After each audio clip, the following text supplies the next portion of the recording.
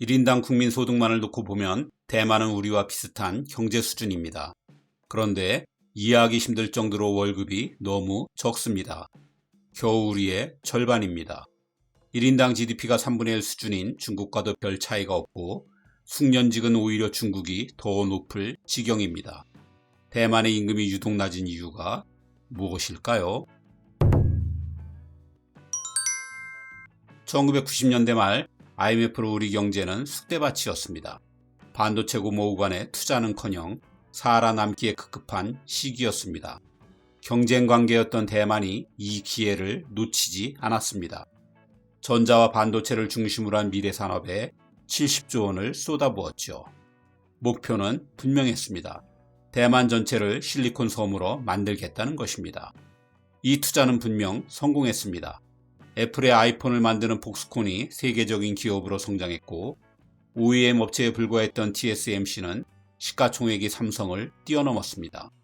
그 덕에 대만은 2022년 20년 만에 1인당 국민소득이 한국을 앞서기도 했습니다. 그 후 다시 역전되었지만 양국의 1인당 GDP는 거의 같아졌습니다. 평소 한국에 강한 라이벌 의식을 가진 대만인 만큼 당연히 자랑스러워해야 할 일이었습니다. 그런데 정치인들과 달리 국민의 반응은 싸늘했습니다.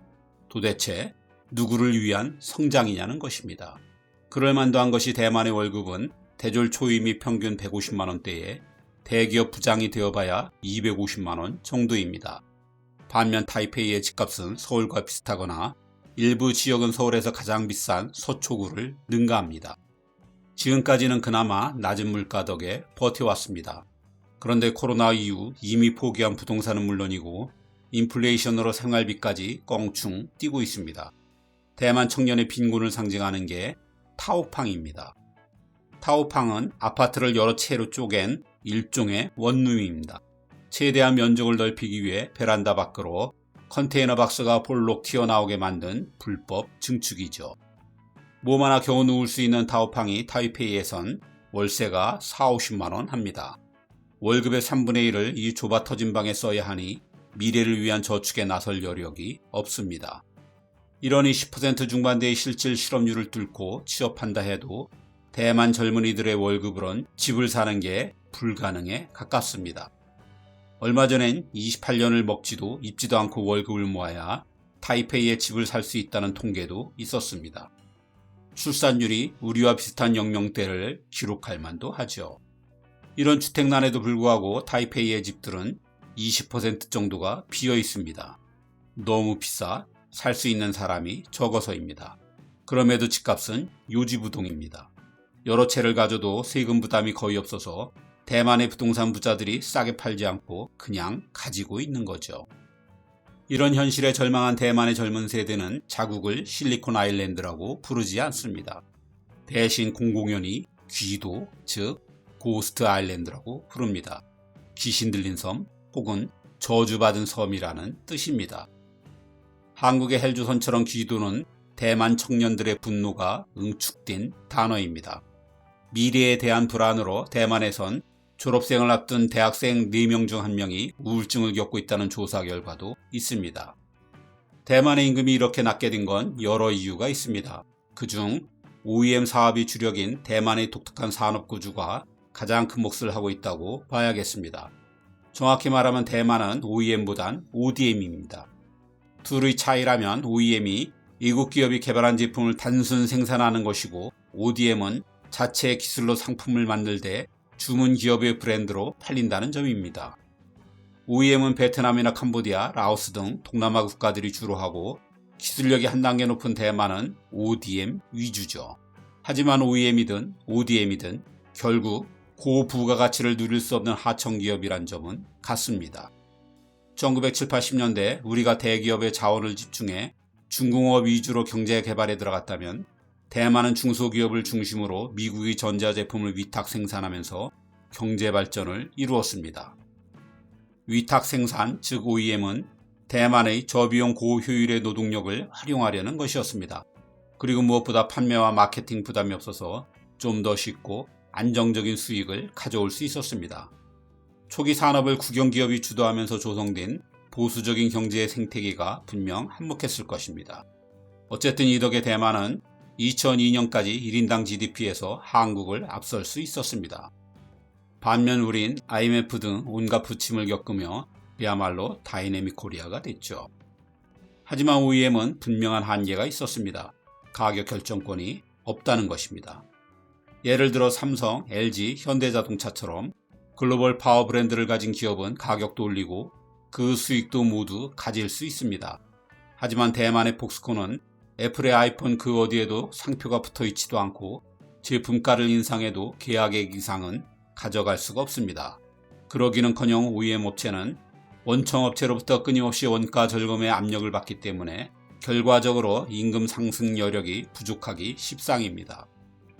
게다가 대만엔 비슷한 일을 하는 중소기업이 너무나 많아 경쟁이 정말 어마어마합니다. 이들은 시장에서 살아남기 위해 부가가치 창출은커녕 생산 비용을 최소화하는 데 경영의 모든 초점을 맞추곤 했습니다. 가장 손쉬운 방법이 임금을 후려치는 거였죠. 이런 상황에서 2000년대 들어 중국이 세계무역기구에 가입하고 국제무역에 본격 뛰어든 게 대만엔 악몽이었습니다. 국내 기업들끼리의 경쟁도 벅찬데 이젠 하청을 따내기 위해 중국과도 싸워야 했습니다. 당연히 중국의 노동력은 더 저렴했습니다. 중국 기업에 밀려 문을 닫는 대만 기업이 급증했습니다. 이렇게 되면서 대만의 경제 성장도 임금 인상도 멈추었습니다. 그러는 사이 한국은 브랜드 파워를 갖춘 대기업들을 앞세워 중국 경제 성장덕을 톡톡히 누르면서 대만을 앞질렀습니다. 생존에 몰린 대만 기업들은 아예 중국으로 진출했습니다. 중국의 값싼 노동력과 급팽창한 시장을 함께 노린 것이죠. 최고조에 달했던 2011년에만 대중국 투자액이 약 190조 원이었고 중국으로 일하러 간 대만인이 인구의 거의 10%인 200만 명에 달했습니다. 중국으로선 대만의 자본과 기술이 필요했고 게다가 언어가 같아 그 누구보다 쉽게 중국에 자리할 수 있었습니다. 하지만 대만의 임금만 놓고 보면 이건 재앙이었습니다. 우선 국내 기업의 대거 이탈로 일자리가 사라졌습니다. 게다가 대만 정부는 국내에 남은 기업들의 경쟁력을 유지하려 물가를 계속 억제하는 정책을 폈습니다. 이는 물가 따라 움직이는 임금도 당연히 억제되는 결과를 가져왔습니다. 인건비가 상승하면 중국과의 수주 경쟁에서 밀리기 때문에 대만에선 장기간에 걸쳐 저임금이 이렇게 고착화되어 갔습니다. 대만 정부는 청년 실업이 심각해지자 2009년 22K 정책이라는 이름의 인턴 프로그램을 도입했습니다. 대학 졸업자를 인턴으로 고용하면 그 회사에 22,000 타이완 달러를 지급한다는 것이죠. 이를 통해 34,000개의 일자리가 만들어지긴 했습니다.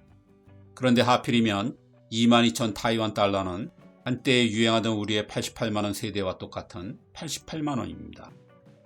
그런데 대만의 기업들은 일자리보다 졸업자가 더 많은 상황을 이용해 이 88만원을 대졸 신입 초봉으로 굳혔습니다. 이후로 오랫동안 대만의 젊은이들은 이 최저임금을 받으며 사회생활을 시작하게 되었습니다. 시작이 바닥이니 이후에도 임금을 끌어올리는 건 더욱 어렵게 되었습니다. 그 외에 의사결정 과정이 투명하지 않은 가족경영기업, 직원들이 개선을 요구하기 힘든 경직된 기업 문화, 임금 인상을 어렵게 하는 약체 노조 등도 대만의 임금이 현저하게 낮은 원인으로 꼽히고 있습니다. 대만의 1인당 국내 총생산은 33,000달러 정도입니다. 한화로 약 4,460만 원입니다. 대만에서 이 정도 연봉을 받는 사람은 TSMC나 미디어텍, 폭스콘 같은 세계적인 IT와 반도체 회사에 다니는 소수입니다. 그럼 이 돈은 다 어디로 간 걸까요? 경제에 노동소득 분배율이란 게 있습니다. 국민소득에서 임금이 차지하는 비율입니다. 분배율이 낮으면 경제 성장의 과실이 개인보단 기업에 더 많이 갔다는 얘기입니다. 즉 기업은 더 부자가 되고 임금을 적게 받게 된 가게는 가난해졌다는 뜻으로 해석할 수도 있습니다.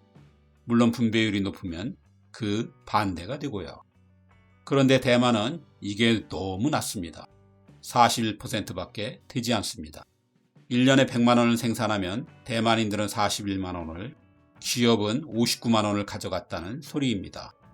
그럼 이게 어떤 수준이냐 하면 베트남, 필리핀과 거의 차이가 없습니다.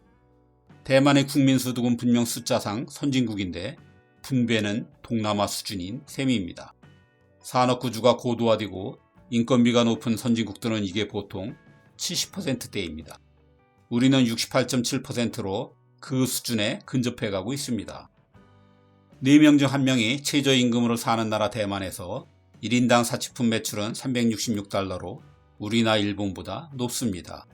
이것만 봐도 대만의 저임금이 계속되는 동안 경제적 불평등이 얼마나 깊어졌는지 짐작할 수 있습니다. 이렇듯 대만의 월급이 우리의 절반밖에 되지 않는 건 위 여러 이유가 있겠지만 그 바닥에는 불공정한 소득 분배가 있습니다. 최근 미국이 반중 제재로 인한 반사 이익과 반도체의 슈퍼사이클을 맞아 대만 경제가 호황이라지만 선진국 중 가장 낮은 임금을 받는 한 보통의 대만인들이 이걸 실감할 수 없는 건 당연한 것 같습니다.